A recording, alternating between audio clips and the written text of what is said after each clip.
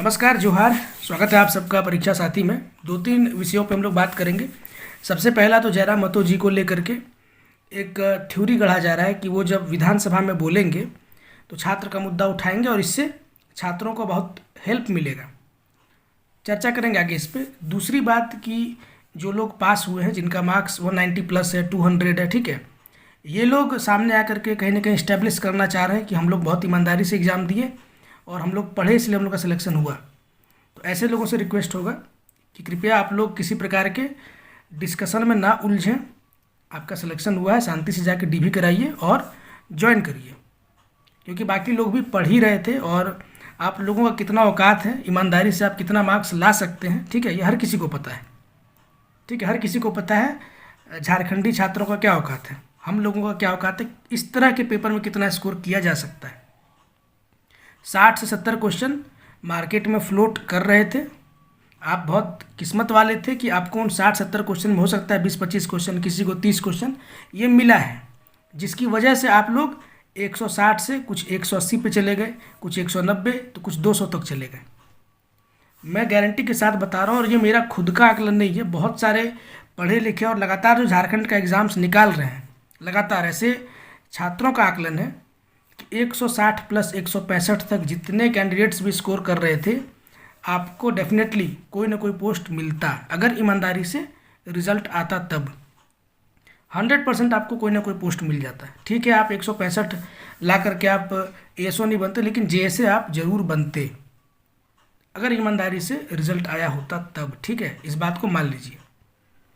बाकी जयराम महतो जी पे थोड़ा बात कर लेते हैं। जयराम महतो जी को देखिए, सबसे पहले तो विधानसभा में बोलने के लिए जो समय दिया जाता है उसके पीछे कानून होता है। ऐसा नहीं है कि जयराम महतो जी बहुत लोकप्रिय नेता हैं तो उनको बोलने दिया जाएगा, ऐसी बात नहीं होती है। वहाँ टाइम अलॉट किया जाता है, ठीक है, और जिस पार्टी का जितना विधायक होता है उसी के हिसाब से उसको समय दिया जाता है। ठीक है, तो जेएलकेएम का एक विधायक है, आप समझ लीजिए 1 मिनट, 1.5 मिनट, 2 मिनट, उससे अधिक समय नहीं मिलेगा। वही हाल होगा आजसू के साथ भी। तो आजसू चूँकि एनडीए के साथ है, भाजपा के साथ है, तो हो सकता है भाजपा अपना 5 मिनट आजसू को उधार दे दे बोलने के लिए। तो ये सब चीज़ होता है विधानसभा में, ठीक है, कि आपकी पार्टी की जो हैसियत है उसी के हिसाब से आपको वहाँ बोलने का समय दिया जाएगा। तो ये जो थ्योरी गढ़ा जाता है कि वहाँ बोलेंगे, ये करेंगे, वो करेंगे, कोई मतलब नहीं है। और दूसरी बात, अगर आपको याद हो, पिछला विधानसभा में बीजेपी के विधायक, मैं तो पिछली वीडियो में भी इस बात को बोला था कि विधानसभा में सो गए थे, रात भर उन लोग वहीं पे रुके थे। वेल में आकर के बहुत हंगामा किया सीजीएल को लेकर के, ठीक है, नेता प्रति विपक्ष ने भी इतना कुछ बोला, ट्वीट किया, लेकिन कोई फ़र्क पड़ा क्या? कोई फ़र्क नहीं पड़ा। तो एक विधायक जयराम महतो के बोलने से फ़र्क पड़ जाएगा, ऐसा जो भी सोचते हैं आपकी बुद्धि को सलाम है। ठीक है, अब इम्पॉर्टेंट फैक्ट, कोर्ट को लेकर के बहुत सारे लोग बोल रहे हैं कि क्या होगा नहीं होगा। खैर, ये तो समय डिसाइड करेगा, लेकिन सरकार के लिए इतना आसान नहीं है इसको दरकिनार कर पाना। सरकार को जवाब देना होगा। सबसे पहले तो सबसे मुश्किल सवाल तो यही होगा कि रीजनिंग का पूरा एक सेट, पूरा का पूरा एक सेट आपने उठा करके दे दिया, इस पर जवाब देना है। इतना आसान नहीं है सरकार को इसका जवाब दे पाना। ऐसा कौन करता है भाई कि आपने पूरा का पूरा सेट उठा के दे दिया। अब जिस व्यक्ति को पता है कि रीजनिंग का ये सेट आने वाला है, आप मान लीजिए कि उसका कम से कम 20-25 मिनट तो एकदम आराम से बच गया, 20 नंबर भी उनको श्योर शॉट आ रहा है और उनका कितना समय भी बच गया। तो क्या ये चीज़ फ़ायदा नहीं पहुंचाएगा एग्ज़ाम में? अगर हम ही को मिल जाता 20 क्वेश्चन, हमको पहले से पता रहता कि रीजनिंग का ये इस सेट से आ रहा है, तो हम तो 1 मिनट में कम से कम 2-2.5 मिनट में पूरा रीजनिंग सॉल्व कर देते। सॉल्व क्या करना, पूरा आंसर पता था, सीधा मारंगना था।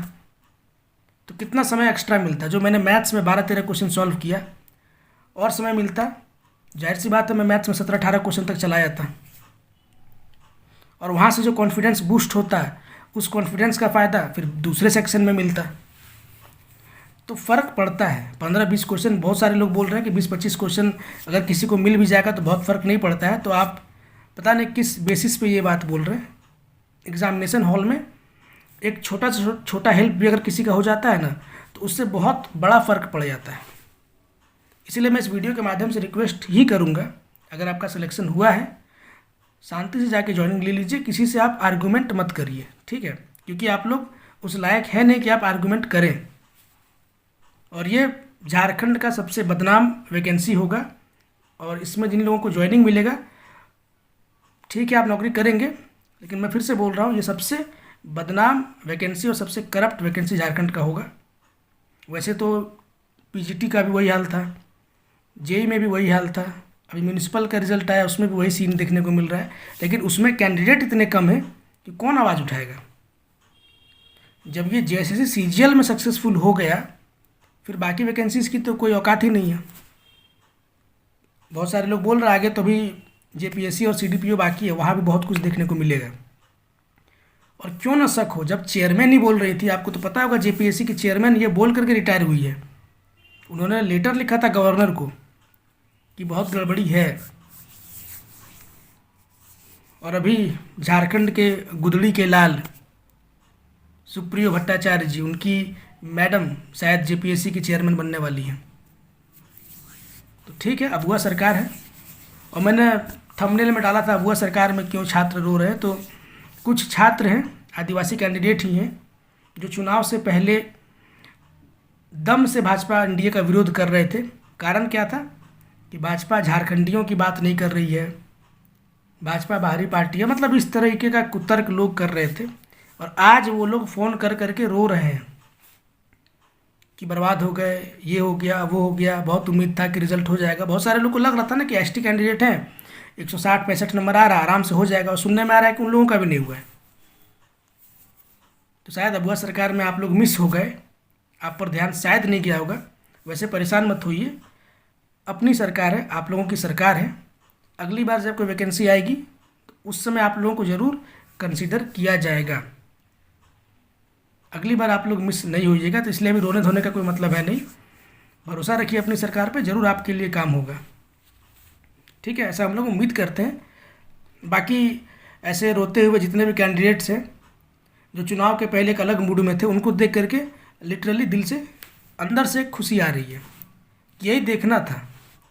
ठीक है, हम लोग जितने भी हमारा जो एक ग्रुप है, हम लोग तो 23 तारीख जब रिजल्ट आया था ना, उसी दिन हम लोग मान लिए थे कि हम लोग का कुछ नहीं होने वाला है। उसी दिन ये डिक्लेयर हो गया था।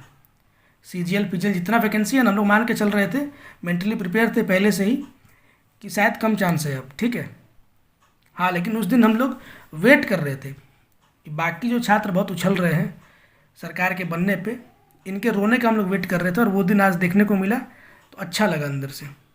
अभी तो शुरुआत है, अभी 5 साल बहुत कुछ होगा। बाकी आप में से कितने लोग हैं जो कोर्ट केस में, अगर एग्ज़ाम फाइटर्स या बाकी लोगों के द्वारा अगर फंडिंग वगैरह कराया जाएगा, क्योंकि कोर्ट में पैसा लगता है, ये किसी से छिपा हुआ नहीं है, अगर कुछ ऐसा कॉल दिया जाता है फंडिंग को लेकर के, या और भी कुछ आपको बोला जाएगा कि रांची आइए, यहाँ आइए, वहाँ आइए, आप में से कितने लोग हैं जो इसमें शामिल होंगे, जो सपोर्ट करेंगे, जो अपना इंटरेस्ट दिखाएंगे इसमें, या फिर आप लोग अब बिल्कुल इस मूड में है कि चलिए हटाइए, जो हुआ सो हुआ, अब कोई मतलब नहीं है, कोई मतलब ही नहीं है, अब हम लोग दूसरे एग्ज़ाम्स के लिए प्रोसीड करेंगे, और बाकी या फिर हम लोग बिजनेस वगैरह करेंगे, सीजीएल अब हम लोग भूल चुके हैं। तो आप किस पक्ष के हैं, आप लोग कमेंट सेक्शन में ज़रूर बताइएगा, क्योंकि हो सकता है कि फंडिंग की आवश्यकता फिर पड़ेगी और कॉल दिया जाएगा फंडिंग के लिए।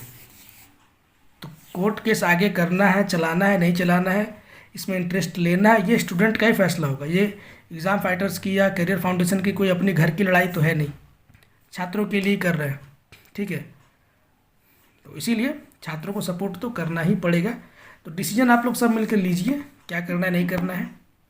ठीक है, और फिर से व्हाट्सएप ग्रुप वगैरह, टेलीग्राम ग्रुप, इसको ले करके बनाइए, फैसला कीजिए क्या करना है। 17 तारीख दूर नहीं है, अगर मजबूती के साथ, बिल्कुल मजबूती के साथ अगर अपनी बातों को वहाँ रखा जाता है तो यकीन मानिए सरकार पे इसका दबाव बनेगा। सरकार को जवाब देना इतना आसान नहीं है। ठीक है, क्योंकि इनजस्टिस तो हुआ है, धीरे धीरे बातें और खुल करके सामने आ रही है ना। मैं जिनसे बहुत उम्मीद था, यकीन मानिए बहुत सारे ऐसे कैंडिडेट थे, ठीक है, मैंने पढ़ाई नहीं की, नंबर कम आया, ठीक है, मैं अपना मान करके चल रहा हूँ कि नहीं हुआ, चलो ठीक है, सेटिस्फाइड हूँ। लेकिन और भी बहुत सारे कैंडिडेट थे जिनसे उम्मीद था, सिर्फ एग्ज़ाम निकालने का, कट ऑफ क्लियर करने का उम्मीद नहीं था, उनसे उम्मीद था कि काफ़ी अच्छा रैंक आएगा उनका, उन लोगों का भी नहीं हुआ है किसी का। तो ऐसा क्या हो गया कि जान पहचान में किसी का सिलेक्शन ही नहीं हो रहा है। ठीक है, सारे पढ़े लिखे कैंडिडेट्स का। इसीलिए मैं बोल रहा हूँ कि आप लोग कमेंट सेक्शन में थोड़ा सीरियस होकर के ज़रूर बताइएगा कि आप लोग क्या सोच रहे हैं, इस मूवमेंट को फिर से सपोर्ट करना है या फिर इसको इग्नोर करना है। ठीक है, बाकी मिलते हैं किसी और वीडियो में, तब तक के लिए टेक केयर, जोहार।